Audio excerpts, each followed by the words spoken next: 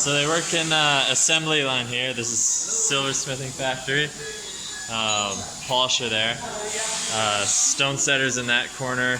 This would be soldering. What do we got here? Oh yeah.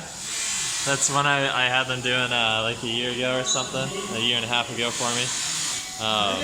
So how it works, again, team kind of set up. One of them is the boss in the room. I think this is our master silversmith.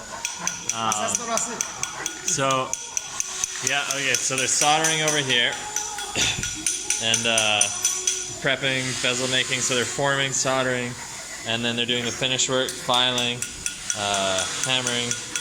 I don't know if they're, looks like he's texturing or resizing.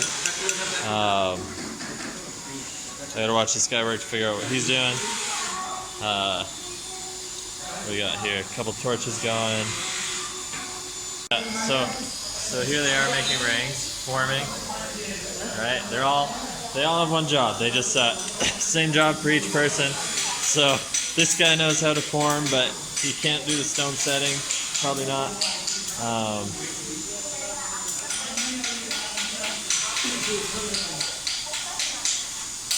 They sit on the ground.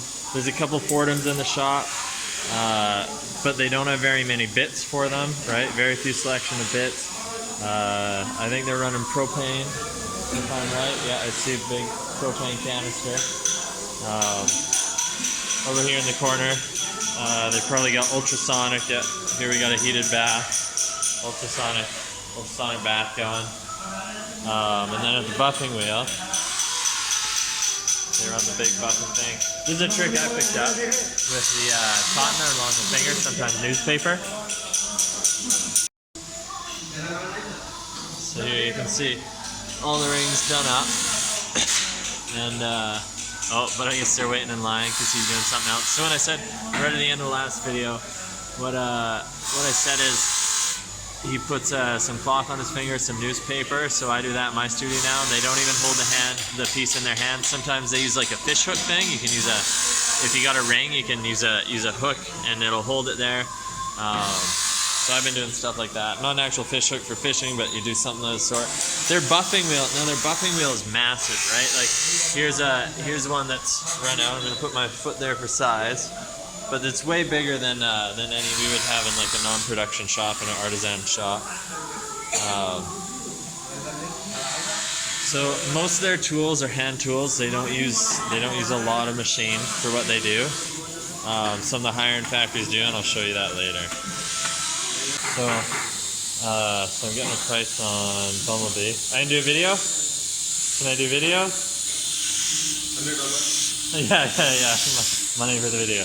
So they're weighing up Bumblebee for me because it's some older stock. I want to see a price on that. So this is what we call cottage industry. There's bigger factories, but also there's factories that are smaller than this. It could be a family working at home. Sometimes a boss may have 3 or 4 of these around the city because it's cheaper to pay rent on small rooms than it is to rent a big space. So we'll have 3 rooms throughout the city and different kinds of workers at each. Sometimes you pay them to work at home. So this is cottage industry. Again, this is what you do when you're not spending $500,000 on an order. If you're not People Jewelers or something like that, then you come to these kinds of places. So I'll give you more views of what's going on here. Stone setting. I don't think I really showed you that. So stone setters. Oh hey.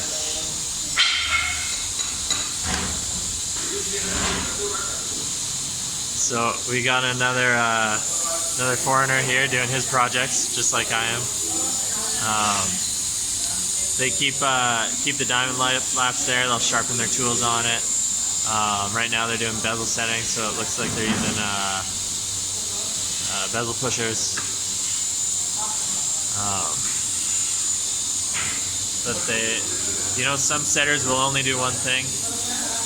So because so much of this is assembly line work, like I mentioned, like some people can solder, but they don't know how to set the stones. So some stone setters, they only know how to do bead setting or flush setting, or they only do bezel setting. They're wicked good at bezel setting. They're way better than I will ever be in my life, because for 20 years, 10 hours a day, all they do is bezel set a stone, right? They can do it with their eyes shut, and they can do like thousands in a day. If you're not adding a seating wire base plate, some of those setters can do 5,000 stones in a day if it's just the bezel wire that they rim it. So they can measure it, everything like that.